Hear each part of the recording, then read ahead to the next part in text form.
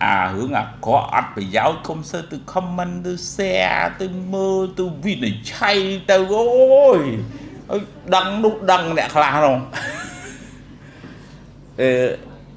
cú đẹp ôn social media đi vì bà bỏ đó ស្ថានភាពផ្លូវចិត្តខ្លាំងហើយមិនមែនតែស្រុកយើងកំពុងអភិវឌ្ឍទេស្រុកកំពុងស្រុកតែអភិវឌ្ឍហើយនោះក៏គ្រោះថ្នាក់ខ្លាំងដែរអញ្ចឹងថ្ងៃពីមុនកូវីដអាត្មាទៅប្រជុំសិក្ខាសាលាមួយនៅកោះបាលីនៅឥណ្ឌូនេស៊ីនិយាយគ្នារឿងហ្នឹងមានអ្នកធ្វើការធ្លាប់ធ្វើការងារនៅ Google ក្រុមហ៊ុន Google គេចែកម្លែកជាធម្មតា